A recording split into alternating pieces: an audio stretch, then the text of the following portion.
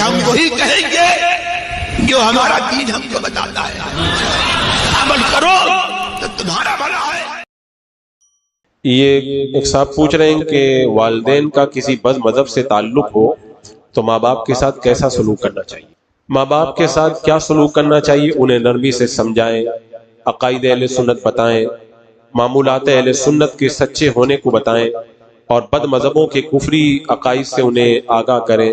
اللہ اس کے رسول کی شان میں ان کی توہین والی باتیں انہیں دکھائیں یا بتائیں۔ اعلیٰ حضرت رضی اللہ تعالیٰ عنہ کا رسالہ تمہید ایمان پڑھ کر سنائیں یا پڑھنے کو دے، انشاءاللہ دھیرے دھیرے وہ ان بد مذہبوں سے دور ہو جائیں گے، اور اللہ تبارک و تعالیٰ کی بارگاہ میں ان کے لیے دعا کرتے رہیں۔ ایک سوال آیا کہ سنیوں میں جو رافضیت عام ہے، کیا اسے صلح کلیت کہا جائے گا؟ دیکھو، سنی اور رافضیت اور صلح کلیت یہ سب الگ الگ چیزیں ہیں۔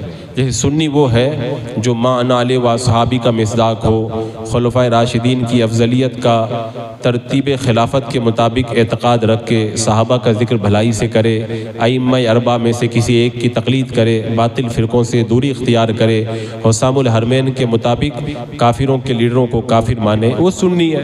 اور صلح کلی وہ ہے جو کہ دیوبندی وہابی وغیرہ کو اچھا جانے، کسی کو برا نہ کہے، تو وہ صلح کلی ہے۔ اور رافضی وہ ہے جو صحابہ کرام کی مذمت کرے، ان کی کردار کشی کرے۔ تو یہ تینوں الگ الگ ہیں۔ ہاں، اگر کوئی نام کا سنی رافضیت کو صحیح مانے تو پھر وہ بھی صلح کلی ہے۔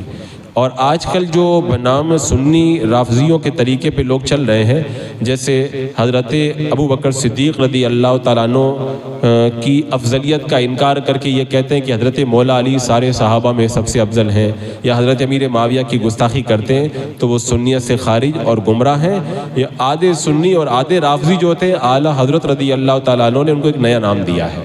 ان کا نام رکھا ہے سن فضیہ، یعنی سنی کا سن آدھا سن ہو گیا اور رافضی کا فضی، تو دونوں کو ملا کر کے ان کا نام رکھ دیا سن فضیہ، جو آدھے رافضی اور آدھے سنی ہے۔ تو ان سے سخت پرہیز کرنا چاہیے، یہ بھی گمراہیت کے دلدل میں گرفتار ہے۔ واللہ تعالی اعلم۔ ایک سوال آیا ہے کہ رافضی وہابی دیوبندیوں سے سلام کلام کرنے سے کیا ایمان جاتا رہتا ہے؟ وہابی رافضی وغیرہ اپنے عقائد کفریہ کی وجہ سے کافر و مرتد ہے، اور کافر و مرتد سے تعلقات رکھنا، انہیں سلام کرنا، ان کے سلام کا جواب دینا، یہ سب ناجائز و حرام ہے۔ میرے آقا صلی اللہ تعالیٰ علیہ وسلم نے ارشاد فرمایا، بد مذہب سے دور رہو، انہیں اپنے سے دور رکھو کہ کہیں وہ تمہیں گمراہ نہ کر دیں۔ جب تم ان سے ملو تو انہیں سلام نہ کرو۔ تو اگر کوئی ان کو سلام کرتا ہے مگر انہیں کافر جانتے ہوئے سلام کرے تو سلام کرنے کی وجہ سے کافر نہیں ہوگا۔ ہاں، اگر انہیں مسلمان جانے یا مسلمان جان کر کے سلام کرے تو اب اس بنیاد پر وہ اسلام سے خارج ہو جائے گا اور وہ کافر ہو جائے گا۔ لیکن خالی اگر ان کو ایسے ہی سلام کر دے، مسلمان جان کے سلام نہ کرے، تب کافر نہیں ہوگا۔ واللہ تعالی۔ ایک سائل پوچھ رہے ہمارے گاؤں میں رافضی شیعہ بھی رہتے ہیں، ان کے ہاں شادی بیاہ میت وغیرہ میں جانا کیسا ہے؟ قرآن پاک کہتا ہے کہ کفار کے ساتھ بھی حسن سلوک کرنا چاہیے۔ سائل نے جو سوال کیا ہے یہ سائل کی غلط فہمی ہے۔ حدیث پاک آپ پڑھیں، حدیث پاک میں ہے جیسا کہ میں نے ابھی بیان کیا کہ بد مذہب اگر بیمار پڑے تو ان کی عیادت نہ کرو، اگر مر جائیں تو ان کے جنازے میں شریک نہ ہوں، ان سے ملاقات ہو تو انہیں سلام نہ کرو، ان کے ساتھ نہ بیٹھو، نہ پانی پیو، نہ کھانا کھاؤ، نہ شادی بیاہ کرو، ان کے جنازے کی نماز نہ پڑھو، ان کے ساتھ نماز نہ پڑھو۔ اور یہ آپ جانتے ہی ہیں کہ رافضی جو اس زمانے کے ہیں اپنے کفری عقائد کی وجہ سے مرتد ہیں، اسلام سے خارج ہیں، اور بد مذہبوں سے دور رہنا یہی شرعی اخلاق ہے۔ لوگ سمجھ نہیں پاتے، لوگ یہ سمجھتے ہیں اچھے طریقے سے ملنا اس کو اخلاق کہتے ہیں۔ قرآن اور حدیث پر عمل کرنا اس سے اچھا اخلاق اور کیا ہوگا؟ اللہ تبارک و تعالیٰ نے اپنے حبیب کو جب بد مذہبوں پر سختی کرنے کا حکم دیا تو یہی خلق عظیم ہے۔ اللہ تبارک و تعالیٰ قرآن پاک میں ارشاد فرماتا ہے وَلَا تَرْكَنُوا إِلَى الَّذِينَ ظَلَمُوا فَتَمَسَّكُمُ النَّارُ، ظالم کی طرف مائل نہ ہو کہ تمہیں آگ چھوئے گی، یعنی جہنم میں جانا پڑے گا۔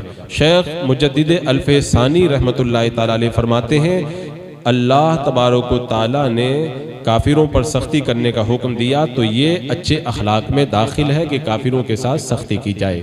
اور میرے آقا صلی اللہ تعالیٰ علیہ وسلم نے ارشاد فرمایا جب کسی بد مذہب کو دیکھو تو اس کے سامنے ترش روئی اختیار کرو، یعنی اچھے انداز میں مت ملو، اسے چہرہ بگاڑ لو اس کو دیکھ کر کے کہ اللہ تبارک و تعالیٰ بد مذہب کو دشمن رکھتا ہے۔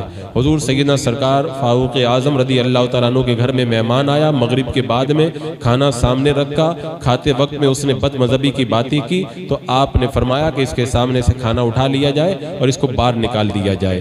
تو یہ سائل کا کہنا کہ اللہ نے قرآن پاک میں کافروں کے ساتھ حسن سلوک کا حکم دیا ہے، یہ مطلقاً نہیں ہے بلکہ مشروط طور پر اس کو جائز قرار دیا گیا، جس کی تفصیل اعلیٰ حضرت امام اہل سنت رضی اللہ تعالیٰ عنہ نے اپنی کتاب المحجۃ المؤتمنہ فی آیۃ الممتحنہ کے اندر تحریر فرمائی ہے۔ اس کتاب کا مطالعہ کر لیں، انشاءاللہ تمام باتیں آپ کو مل جائیں گی۔ واللہ تعالیٰ اعلم۔ ایک سوال آیا ہے کہ شیعہ لڑکی سے نکاح کرنا کیسا ہے؟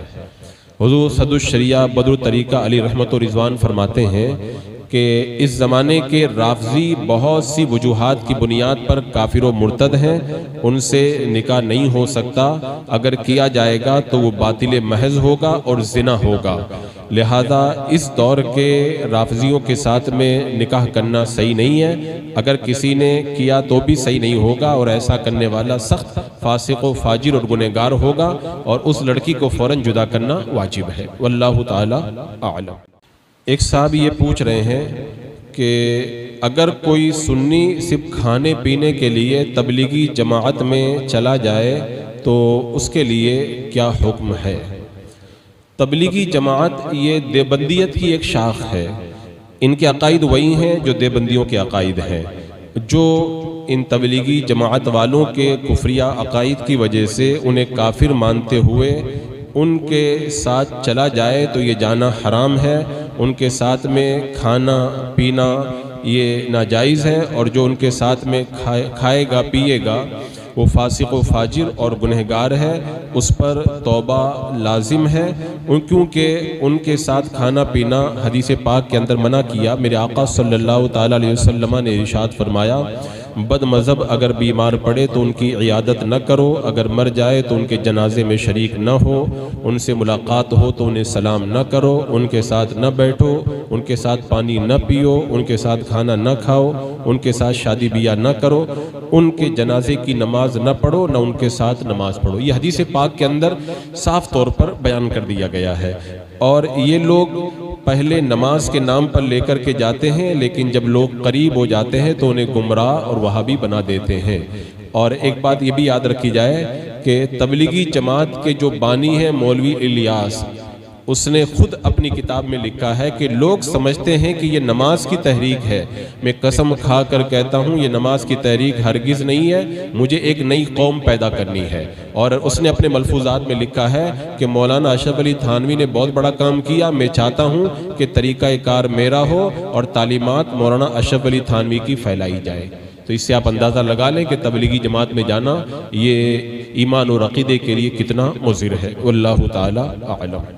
ایک سوال آیا ہے کہ جیسے ہر وہابی دیوبندی کو اس کا عقیدہ جانے بغیر کافر نہیں کہہ سکتے، تو کسی سنی کو کوئی وہابی دیوبندی کہتا ہے تو کیا حکم ہے؟ مثلا اگر کسی کو بتاؤ کہ نماز میں ٹکلے کھلے رکھنا چاہیے تو کہتے ہیں کہ یہ تو وہابی ہو گیا، اور کیا وہابی کہنا اور کافر کہنا الگ الگ ہے؟ یہ بڑا گول مول سوال ہے۔ اس کا جواب یہ ہے کہ دیوبندی وہابی اپنے عقائد کفریہ کی وجہ سے اسلام سے خارج ہیں اور کافر ہیں، لہذا کوئی اگر کسی کو وہابی کہے یا کافر کہے ایک ہی بات ہے، تو وہابی کہنا وہابی کو کافر کہنا یہ ایک ہی چیز ہے۔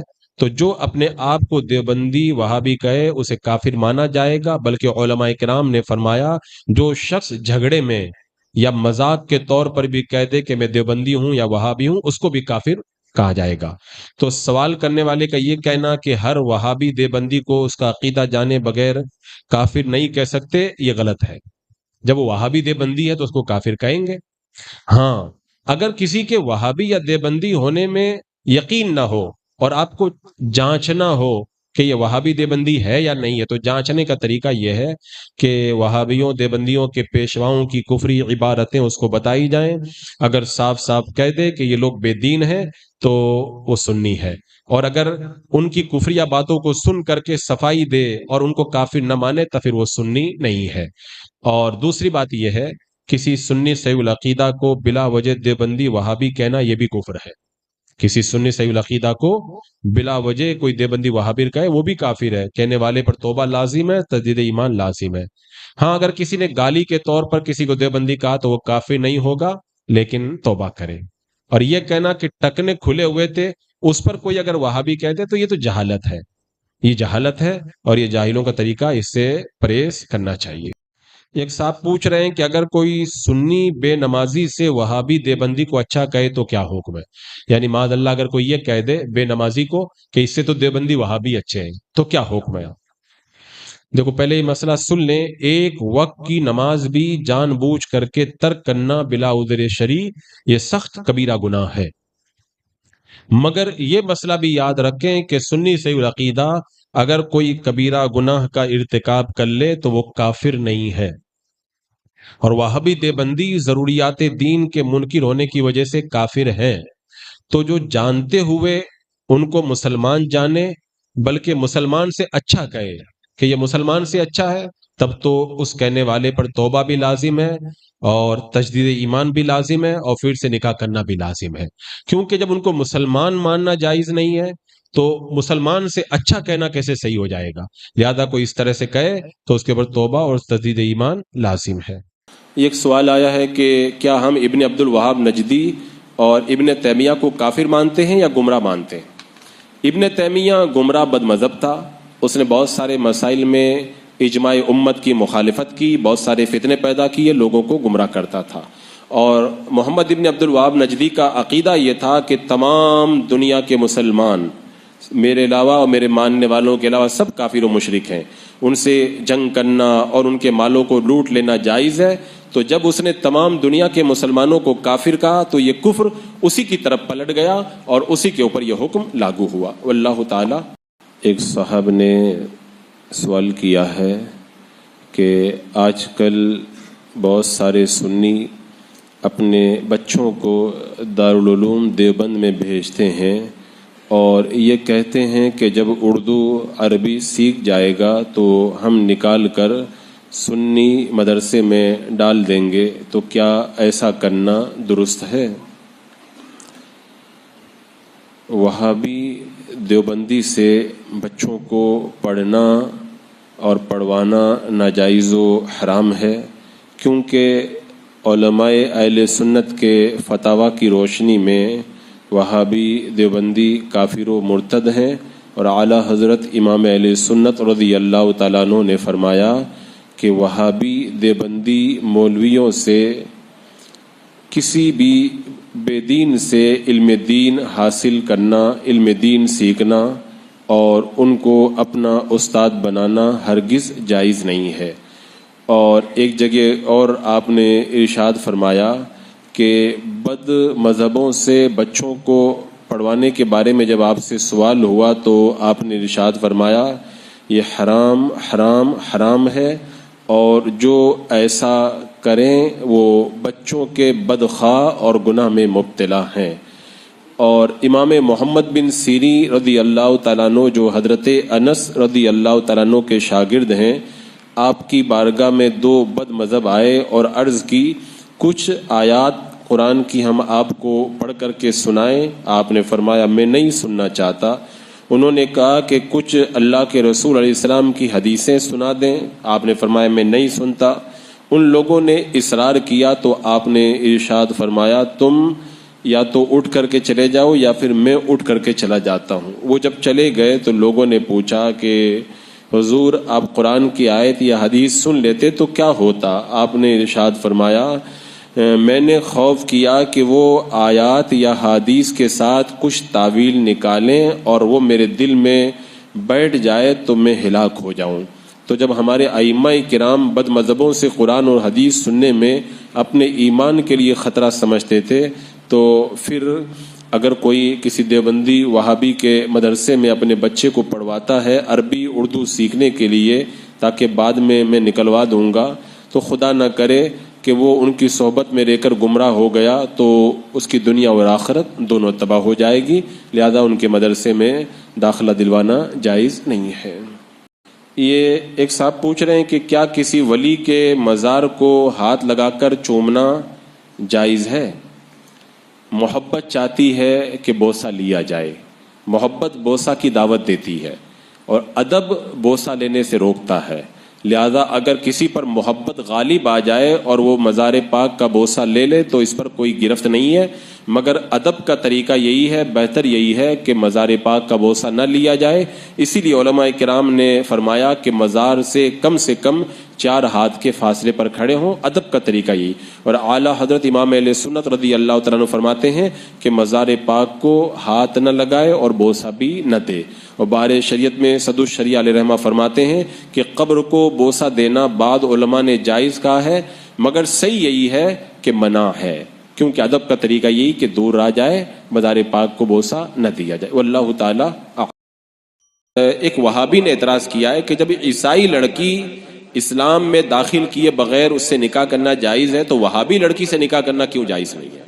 یہ وہابی دھوکہ دینے کے لیے کہہ رہا ہے کہ جب عیسائی کی لڑکی سے بغیر مسلمان بنائے ہوئے اس سے نکاح کر سکتے ہیں تو وہابی کی لڑکی سے نکاح کیوں نہیں کر سکتے؟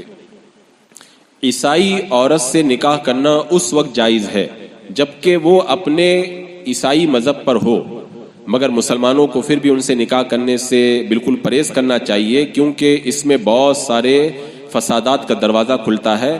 اور اگر صرف نام کا کوئی عیسائی ہے، حقیقت میں نیچری اور دہریہ ہے، تو اس نام کے عیسائی سے نکاح نہیں کر سکتے، جیسا کہ آج کل کے عام طور پر جو یہود و نصارہ ہیں یہ نیچری ہو گئے ہیں، یہ اہل کتاب نہیں ہے، تو ان سے نکاح کرنا جائز ہی نہیں ہے۔ تو وہابی کا یہ کہنا کہ عیسائی سے شادی کر سکتے ہیں بغیر کسی قید کے مطلقاً بیان کرنا، یہ اس کا دھوکہ ہے، اور یہ آج کل کے یہود و نصارہ جو نیچری ہو گئے ان سے نکاح کرنا جائز نہیں ہے۔ اب سوال یہ کہ عیسائی لڑکی جب اگر عیسائیت پہ ہو تو اس سے نکاح کر سکتے ہیں تو وہابی لڑکی سے کیوں نہیں کر سکتے؟ تو اس کی وجہ یہ ہے کہ وہابیہ چونکہ اقوال کفریہ کی وجہ سے اسلام سے خارج اور مرتد ہیں، اور اہل کتاب کا حکم الگ ہے اور مرتد کا حکم الگ ہے، دونوں کو ایک کر کے برابر دکھانا یہ وہابیوں کا فریب ہے، لہذا اس کا یہ کہنا کہ عیسائی لڑکی سے مطلقاً نکاح کر سکتے ہیں یہ درست نہیں ہے۔ واللہ تعالی اعلم۔ ایک سوال آیا ہے کہ کیا وہابی کو نکاح پڑھانے کے لیے بلانا جائز ہے؟ وہابی کو نکاح پڑھانے کے لیے بلانا ناجائز و گناہ ہے، کیونکہ اس میں وہابی کی ایک طرح سے تعظیم ہے اور اس کی تعظیم ناجائز و گناہ ہے، اور بلانے والے پر توبہ کرنا لازم ہے۔ ایک صاحب کا سوال آیا ہے کہ کوئی دیوبندی یہ کہتا ہے کہ اللہ کے رسول صلی اللہ تعالی علیہ وسلم زندہ ہیں، یہ میرا عقیدہ ہے، حضور کا خیال نماز میں آ جائے تو نماز نہیں ٹوٹتی، یہ بھی میرا عقیدہ ہے، تو ایسے دیوبندی کے ساتھ میں کاروبار پارٹنر میں کرنا کیسا ہے؟ صرف اتنا کہہ دینا کافی نہیں ہے کہ اللہ کے رسول علیہ السلام کی حیات کو میں مانتا ہوں اور آپ کے خیال کو نماز میں آنے کو میں نماز کے لیے فساد کا سبب نہیں جانتا ہوں، بلکہ دیابنا پر ان کے جن کفریہ باتوں کی وجہ سے حکم کفر ہے ان سے بیزاری کا اظہار کرے، ان کے کہنے والوں کو کافر کہے، تب جا کر کے وہ سنی قرار پائے گا، کیونکہ دیوبندی ان علماء کو اپنا پیشوا اور امام مانتے ہیں جن پر علماء عرب و عجم نے کفر و ارتداد کا حکم لگایا ہے، اور فرمایا کہ جو ان کے کفر و عذاب میں شک کرے وہ بھی کافر ہے۔ تو جو انہیں اپنا پیشوا مانے یا کم سے کم مسلمان سمجھے ان پر بھی وہی حکم ہوگا، تو ان کے ساتھ میں میل جول رکھنا اور ان کو کاروبار میں پارٹنر بنانا جائز نہیں ہے۔ ہاں اگر ان کے کفری اقوال سے بیزاری کا اظہار کرے اور ان کو کافر مانے اور سنی صحیح العقیدہ بن جائے تو پھر ان کو کاروبار میں پارٹنر بنانا جائز ہے۔ واللہ تعالی اعلم۔ ایک صاحب پوچھ رہے ہیں کہ اگر کوئی دیوبندی نیاز مانگے تو اس کو نیاز دے سکتے ہیں، یعنی فاتحہ وغیرہ کی جو شیرنی ہے اگر کوئی دیوبندی مانگ رہا ہے تو اس کو دینا جائز ہے یا نہیں؟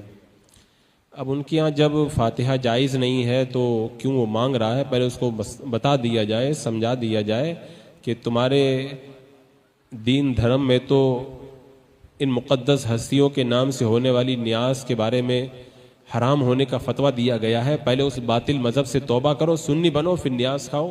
بہرحال مسئلہ یہی ہے کہ وہابی دیوبندی چونکہ اپنے عقائد کفریہ کی وجہ سے اسلام سے خارج ہیں، ان سے میل جول رکھنا، ان کے ساتھ کھانا پینا ناجائز ہے، ایسے ہی نیاز کی شیرنی ان کو دینا بھی جائز نہیں ہے، اگر کوئی دے گا تو دینے والا گنہگار ہے، واللہ تعالی اعلم۔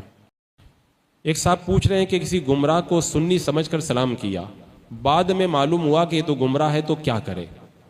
اگر کسی گمراہ یا کافر کو مسلمان یا سنی سمجھ کر کے سلام کیا، بعد میں پتہ چلا کہ یہ تو کافر ہے یا گمراہ ہے، تو اس سے کہہ دے کہ میں اپنے سلام سے باز آیا، تاکہ اس کی بے عزتی ہو، یعنی اپنا سلام لوٹا لے، بولے میں اپنے سلام سے باز آیا، واللہ تعالی اعلم۔ یہ ایک سوال آیا ہے کہ وہابی دیوبندی سے تعلق رکھنے والوں کے گھر شادی کرنا کیسا ہے؟ وہابیہ سے جو تعلق رکھتا ہے وہ یا تو خود وہابی ہے، اگر خود وہابی ہے تب تو پھر جو حکم وہابیہ کا ہے وہی حکم اس کا بھی ہے، اس کے ساتھ میں شادی کرنا جائز نہیں ہے، اس کے ساتھ نکاح ہوگا ہی نہیں۔ لیکن اگر وہابیوں سے میل جول رکھنے والا وہابی نہیں سنی ہے، تب بھی میل جول رکھنے کی وجہ سے وہ فاسق ضرور ہے، اور ایسے شخص سے نکاح کرنے سے پرہیز کرنا چاہیے، واللہ تعالی اعلم۔ ایک صاحب کا سوال ہے کہ ایسے سنی مسلمان کے یہاں دعوت میں جانا کیسا ہے جہاں وہابیوں کو بھی دعوت میں بلایا جاتا ہے؟ جو سنی وہابیوں کو بھی کھانے کی دعوت دے، ایسی دعوت میں سنی مسلمان کو شریک نہیں ہونا چاہیے، ایسی دعوت میں شرکت نہیں کرنا چاہیے، واللہ تعالی اعلم۔ کیا وہ شخص جو دیوبندی ہے لیکن کبھی کوئی گستاخی نہیں کی تو کیا وہ بھی کافر ہے؟ جنہوں نے اللہ کے رسول صلی اللہ تعالی علیہ وسلم کی شان اقدس میں گستاخی کی، لکھی چھاپی، وہ تو کافر ہیں ہی۔ جنہوں نے شان اقدس میں گستاخی نہیں کی مگر ان گستاخی کرنے والے علماء کے عقائد کفریہ کو جانتے ہوئے ان کو اگر مسلمان جانا، اپنا پیشوا مانا، تو وہ بھی انہی کے حکم میں ہے اور وہ بھی کافر ہے۔ اور اگر کسی نے نہ گستاخی کی اور نہ ان علماء کے عقائد کفریہ کو جانتے ہوئے ان کو پیشوا مانا، لیکن وہ اپنے آپ کو دیوبندی کہتا ہے اور اہل سنت کے معمولات کی وجہ سے سنیوں کو مشرک اور بدعتی سمجھتا ہے، تو اس پر بھی فقہاء کرام کے نزدیک حکم کفر ہوگا۔ ہاں، رہ گیا یہ سوال، ایک عام آدمی ہے جسے کچھ بھی پتہ نہیں ہے، وہ اپنے آپ کو دیوبندی کہتا ہے، تو کیا اسے بھی کافر کہیں گے؟ تو ظاہر سی بات ہے، جب وہ اپنے آپ کو دیوبندی کہتا ہے تو کچھ نہ کچھ معاملہ تو ضرور ہے، لیکن اگر پورے طور پر اس کے بارے میں معلومات نہیں ہے تو اس پر حکم لگانے کے لیے معلوم کر لیا جائے، اس کے سامنے ان عقائد کفریہ کو پیش کیا جائے جو وہابیہ وغیرہ نے اپنی کتابوں میں لکھے ہیں۔ اگر وہ ان عقائد کفریہ کو سننے کے بعد میں وہ ان کو سنی مانتا ہے تب تو پھر وہ کافر ہی ہے، لیکن اگر ان کو سن کر کے وہ ان کو کافر و مرتد مانے اور ان عقائد کفریہ کو بیان کرنے والوں کو ایمان سے خارج مانے تو پھر ایسے آدمی کو کافر نہیں کہا جائے گا۔ یعنی اگر کوئی عام آدمی کے بارے میں شک ہو جائے تو اس سے اس بات کی تحقیق کر کے کوئی نہ کوئی ایک حکم اس کے اوپر ضرور ہوگا، واللہ تعالی عالم۔ ایک سائل کا سوال یہ ہے کہ اگر انجانے میں کسی دیوبندی وہابی امام کے پیچھے نماز پنجگانہ پڑھ لی تو کیا حکم شرع ہے، اور جب پتہ چل جائے تو کیا نماز دورانی ہوگی؟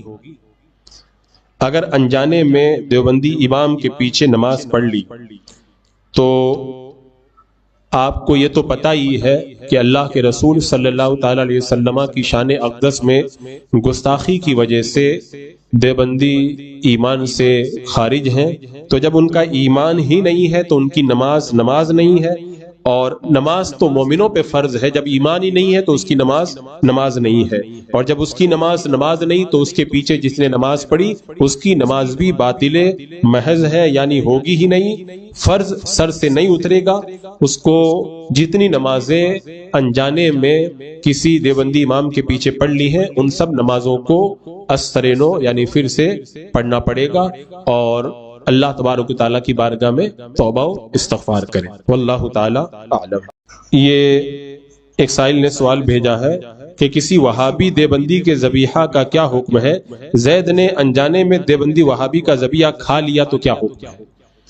وہابی دیوبندی یہ وہ فرقے ہیں جن پر کفر کا حکم ہے، کفریہ عقائد کی وجہ سے یہ ایمان سے خارج ہیں، تو جب یہ ایمان سے خارج ہیں تو پھر یہ سوال کرنا کہ ان کا ذبیحہ کا کیا حکم ہے یہ تو سمجھ میں نہیں آتا۔ اگر سائل کو ان کے کفری عقائد کے بارے میں معلوم نہیں ہے تو اسے چاہیے کہ علماء اہل سنت سے ان کے کفری عقائد کی معلومات کرے۔ بہرحال ان کے سوال کا جواب یہی ہے کہ جب یہ کافر و مرتد ہیں اور کافر و مرتد کا ذبیحہ ناجائز و حرام ہے لہذا اس کو کھانا ناجائز ہے۔ اگر معلوم نہیں تھا ان کا ذبیحہ کھا لیا، بعد میں جب پتا چلا تو توبہ و استغفار کرے۔ واللہ تعالی۔ ایک صاحب کا سوال یہ ہے کہ اگر انجانے میں کسی دیوبندی وہابی امام کے پیچھے نماز جنازہ پڑھ لی تو کیا حکم ہے؟ جب پڑھا تو پتہ نہیں تھا، پڑھنے کے بعد میں معلوم ہوا۔ وہابی دیوبندی شان رسالت مآب صلی اللہ تعالی علیہ وسلم میں گستاخی کی وجہ سے کافر و مرتد اسلام سے خارج ہے۔ ان کے کفریہ عقائد کو جانتے ہوئے ان کی نماز جنازہ پڑھنے والا تو کافر ہو جائے گا، اسلام کے دائرے سے خارج ہو جائے گا، اور اس پر توبہ بھی لازم ہوگی، دوبارہ جو ہے وہ ایمان لانا یعنی تجدید ایمان بھی کرنا ہوگا، اور نکاح بھی دوبارہ کرنا فرض ہوگا، کیونکہ نماز جنازہ یہ دعائے مغفرت ہے اور کافر کے لیے دعائے مغفرت کرنا یہ کفر ہے۔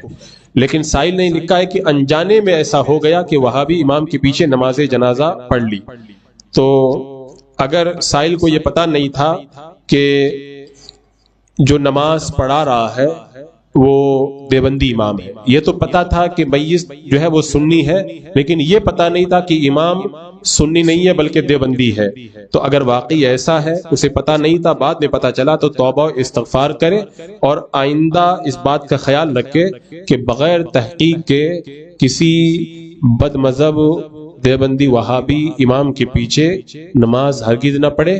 اگر کوئی ایسا موقع آئے تو اس کی باضابطہ طور پر تحقیق کرے، اس کے بعد ہی میں اس کو اپنا امام بنائے۔ واللہ تعالی۔ کسی بد مذہب کو جہنمی کہنا کیسا ہے؟ کچھ لوگ کہتے ہیں کہ ہم لوگ فیصلہ سنانے والے کوئی نہیں ہیں۔ اچھا، بد مذہب کا معنی کیا ہوتا ہے اس کو آپ حضرات سمجھ لیں۔ بد مذہب سے مراد یہ ہے کہ جو عقائد اہل سنت میں سے کسی کے خلاف کرے اسے کہتے ہیں بد مذہب، اور جو ضروریات دین میں سے کسی چیز کا انکار کرے وہ کافر ہوتا ہے۔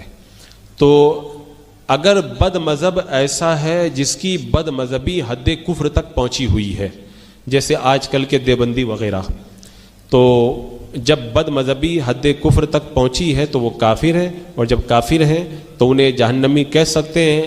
آپ حضرات خود سنتے ہیں کہ اعلیٰ حضرت رضی اللہ تعالیٰ عنہ نے جو ہدایت بخشش کے اندر فرمایا کہ تجھ سے اور جنت سے کیا مطلب وہاں بھی دور ہو، ہم رسول اللہ کے جنت رسول اللہ کی، تو جنت سے دور ہونے کا مطلب یہی ہوا کہ وہ جہنمی ہے۔ اور خود اللہ تبارک و تعالیٰ نے بھی قرآن مقدس میں ارشاد فرمایا ان الذین کفروا من اہل الکتاب والمشرکین فی نار جہنم، تو یہاں پر کافروں کے بارے میں فرمایا کہ وہ جہنم میں ہیں۔ تو اگر بد مذہبی حد کفر تک پہنچی ہے تو اسے جہنمی کہنے میں کوئی حرج نہیں ہے، اور اگر اس کی بد مذہبی حد کفر تک نہیں پہنچی ہے، ضروریات دین میں سے کسی بات کا وہ انکار نہیں کرتا لیکن گمراہ ہے، یعنی عقائد اہل سنت کے ضروریات میں سے کسی چیز کا منکر ہے، تو حدیث پاک میں گمراہوں کے بارے میں بھی فرمایا گیا کہ وہ جہنم کے کتے ہیں، تو اور ہمارا یہی مسلک ہے جو متکلمین نے بیان فرمایا، تو اس صورت میں بھی انہیں جہنمی کہنے میں کوئی حرج نہیں ہے، لیکن یہ معلوم ہو کہ وہ گمراہ یا بے دین ہے۔ جب تک کسی کے بارے میں یقین کے ساتھ معلوم نہ ہو تو تو اسے جہنمی کہنے سے پرہیز کیا جائے. واللہ تعالی اعلم. کیا کوئی سنی مجبوری کی حالت میں بد عقیدہ لوگوں کی مسجد میں جا کر تنہا فرض نماز ادا کر سکتا ہے؟ بد عقیدہ سے مراد اس زمانے میں جو عام طور پر لیا جاتا ہے وہ وہابیہ، دیابنا وغیرہ ہے. تو یہ جو سوال کیا گیا کہ بد عقیدہ کی مسجد میں، اس کو مسجد کہنا یہ سمجھ میں آنے والی بات نہیں ہے، کیونکہ وہابیہ وغیرہ کی جو مسجد جس کو کہتے ہیں وہ مسجد ہوتی ہی نہیں ہے، بلکہ وہ گھر کی طرح ہوتی ہے، کیونکہ وہ اس چیز کے اہل ہے ہی نہیں کہ وہ مسجد بنائے.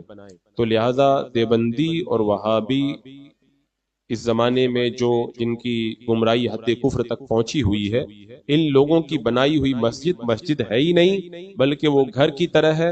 اگر کوئی اس میں نماز پڑھے گا تو نماز تو ہو جائے گی، لیکن مسجد میں نماز پڑھنے کا جو ثواب ملتا ہے وہ ثواب ان کو نہیں ملے گا.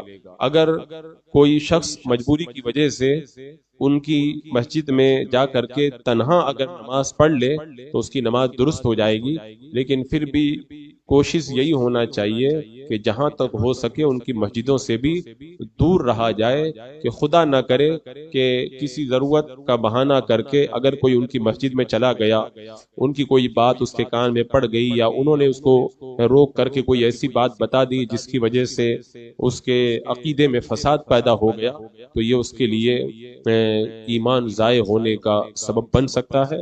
لہذا کوشش یہی ہونا چاہیے کہ تنہا نماز پڑھنے کے لیے بھی ان کی مسجدوں کے اندر نہ جایا جائے. اگر مجبوری میں کوئی جا کر کے نماز پڑھ لیا ہے تو نماز ہو جائے گی. واللہ تعالی اعلم.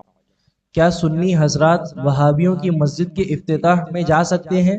براہ کرم دلائل کے ساتھ جواب عنایت فرمائیں. اس سوال میں بھی یہی کہا گیا ہے کہ ان کی مسجد میں، تو جب ابھی میں نے بتا دیا کہ ان کی مسجد ہے ہی نہیں، وہ تو مسجد بنانا تو مسلمان کا کام ہے، تو ان کی مسجد ہے ہی نہیں، تو کیسی مسجد اور کیسا مسجد کا افتتاح؟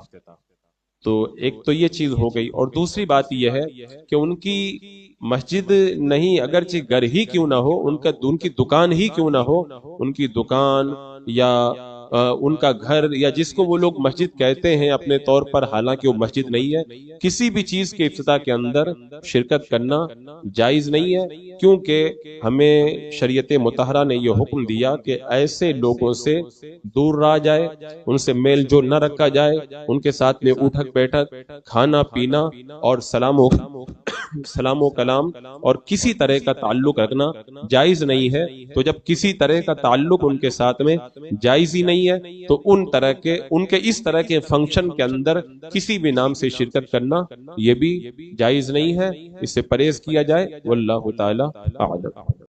حضرت سائل پوچھتے ہیں کہ اگر کوئی دیوبندی وہابی کا عقیدہ ہمیں معلوم نہ ہو تو اسے کافر کہنے سے کیا زید کافر ہو جائے گا؟ جب آپ دیوبندی اور وہابی بھی کہہ رہے ہیں اور ساتھ میں یہ بھی کہہ رہے ہیں کہ عقیدہ معلوم نہیں ہے، یہ دونوں باتیں تو ٹکرا رہی ہیں.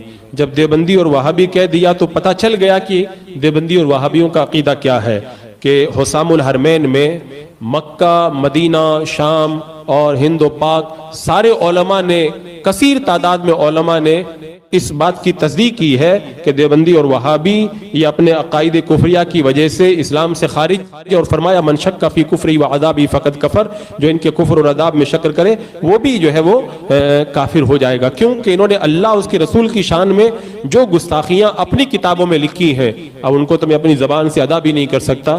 میں اپنی زبان سے ادا کروں تو میری زبان جلتی ہے، اتنی جو ہے وہ غلط قسم کی باتیں جو ہے وہ اللہ اس کے رسول کی شان میں لکھی ہے. تو اس کی وجہ سے سارے علماء نے متفقہ طور پر جب فتویٰ دے دیا، تو اب یہاں پر آپ کے سوال کا جواب یہی ہے کہ اگر کسی کے بارے میں ہمیں یہ پتہ ہو کہ وہ حسام الحرمین کو حق جانتا ہے، اور اشرف علی تھانوی، قاسم نانوتوی، خلیل امبیٹوی وغیرہ جنہوں نے کفریہ باتیں لکھی ہیں، ان کی کفریات پر ان کو کافر ہی مانتا ہے اور کسی ضروری دینی کا انکار نہیں کرتا ہے، تب تو اس کو سنی مسلمان ہی کہا جائے گا. لیکن اگر ان میں سے کسی کو کافر نہ مانے یا ضروریات دین میں سے کسی کا انکار کرے تب پھر جو ہے وہ خود کافر ہو جائے گا. واللہ تعالی اعلم. اگر کوئی سید ہے اور داڑھی نہیں ہے تو داڑھی منڈانا یہ فسق ہے، اور سید اگر فاسق ہے تب بھی جو ہے اس کی تعظیم کی جائے گی. واللہ تعالی اعلم. حضرت سوال یہ ہے، کیا ہر سید کی تعظیم فرض ہے؟ جیسے آج کل بہت سے لوگوں کا سرنیم سید ہوتا ہے لیکن ان کے اصل سید ہونے کی کوئی نشانی دکھائی نہیں دیتی، اور کیسے پہچانا جائے کہ کون سید ہے اور کون نہیں؟ رہنمائی فرمائیں. کسی کے ماتھے پہ یہ لکھا ہوا نہیں ہوتا ہے کہ یہ سید ہے یا سید نہیں ہے، اور اگر کوئی سرنیم کے طور پہ سید لگاتا ہے لیکن نسب کے اعتبار سے سید نہیں ہے تو اس کی تعظیم وغیرہ کے وہ احکام نہیں ہوں گے جو سادات کرام کے ہیں. ہاں اگر کوئی اپنے آپ کو سید کہتا ہے تو ہمیں کوئی ظاہری طور پر اس کے کذب کے اوپر دلیل بھی ہمارے پاس نہیں ہے، تو ہمیں یہ چاہیے کہ اس کے کہنے پہ ہم اعتماد کریں. وہ جھوٹ اگر بول رہا ہے تو وہ گنہگار ہے، اس کے کہنے پہ ہم اعتماد کریں گے، اور جو تعظیم سادات کرام کی ہوگی وہ ان کی تعظیم کی جائے گی. ہاں اگر کوئی اپنے آپ کو سید کہے اور دلائل سے یہ ظاہر ہو جائے کہ یہ آدمی جھوٹا ہے، تب پھر اس کی وہ تعظیم باقی نہیں رہ جائے گی. اور اللہ کے رسول علیہ السلام نے فرمایا جو اپنا نسب بدلتا ہے وہ جنت کی خوشبو کو بھی نہیں پائے گا، او کما قال رسول اللہ صلی اللہ تعالی علیہ وسلم. اور رہ گئے سادات کرام جو صحیح النسب سید ہیں، ان کی تعظیم تو اہل ایمان کے لیے فرض ہے، اور میرے آقا صلی اللہ تعالی علیہ وسلم کی نسبت سے ہم جتنی بھی ان کی تعظیم کا جو ہے وہ مرتبہ بجا لا سکتے ہیں، ہمیں ان کی تعظیم بہرحال کرنا چاہیے. واللہ تعالی اعلم. اگر کسی نے وہابی کی نماز جنازہ پڑھ لی تو کیا حکم ہے؟ وہابی کی نماز جنازہ اگر اسے پتہ نہیں تھا پڑھ لی، تب ایسی صورت میں جب اسے معلوم ہو تو اس کے اوپر توبہ لازم ہے.